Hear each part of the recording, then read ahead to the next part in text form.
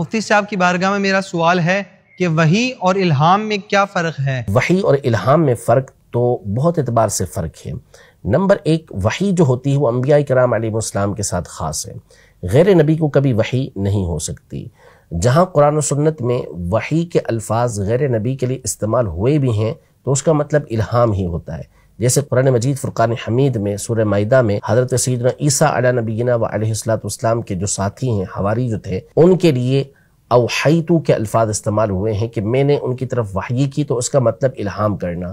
موسیٰ علیہ نبینا و علیہ السلام کی والدہ کے لیے سورہ طٰہٰ اور سورہ قصص کے اندر یہ الفاظ استعمال ہوئے اوحینا کے، کہ ہم نے ان کی طرف الہام کیا ہے۔ وحی کا لفظ اور اس کا معنی الہام ہے۔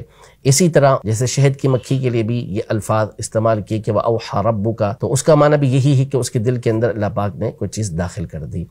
تو جو وحی ہوتی ہے وہ انبیاء کرام علیہ السلام کے ساتھ خاص ہوتی ہے، غیر نبی کو وحی نہیں ہو سکتی، کیونکہ وحی کا مطلب یہ ہوتا ہے کہ وہ کلام کہ جو اللہ تبارک و تعالیٰ نے اپنے کسی نبی علیہ السلام پر نازل کیا ہو، ان کے اوپر جو کلام نازل ہوا، ان سے جو کلام کیا گیا، اس کو وحی کہا جاتا ہے، جبکہ الہام یہ اس طرح نہیں ہوتا۔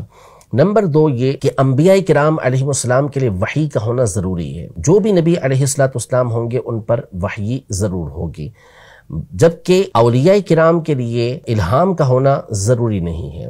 اللہ نے جس کو اپنا ولی بنایا اس پر الہام بھی ہو یہ لازم نہیں ہے۔ اسی طرح وحی جو ہوتی ہے وہ قطعی ہوتی ہے، اور اس کے ذریعے جس طرح ظاہر کے فیصلے کیے جا سکتے ہیں اس طرح باطن کے فیصلے بھی کیے جا سکتے ہیں، برخلاف الہام کے کہ الہام سے باطن کے فیصلے نہیں کیے جا سکتے۔ وحی ہوئی تو اس صورت میں حضرت خضر علیہ السلام نے موجود قرآن مجید فرقان حمید میں کہ ایک بچے کو آپ نے اللہ کے حکم سے قتل کیا کہ اس کی حکمتیں موجود تھیں، لیکن کسی ولی کو اس بات کی اجازت نہیں ہوتی کہ الہام ہونے کی بنیاد پر اس طرح کا فعل کرے۔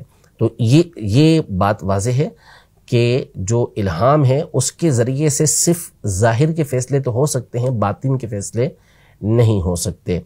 اور چوتھی بات یہ کہ جو وحی ہوتی ہے وہ قطعی ہوتی ہے، جبکہ الہام یہ قطعی نہیں ہوتا۔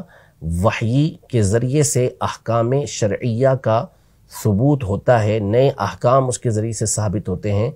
الہام یہ کسی چیز کی تائید تو کرتا ہے لیکن اس کے ذریعے سے نئے احکام شرعیہ یہ ثابت نہیں ہوتے۔ تو یوں بہت سارے جو فروق ہیں وہ غور و فکر کے بعد بیان کیے جا سکتے ہیں۔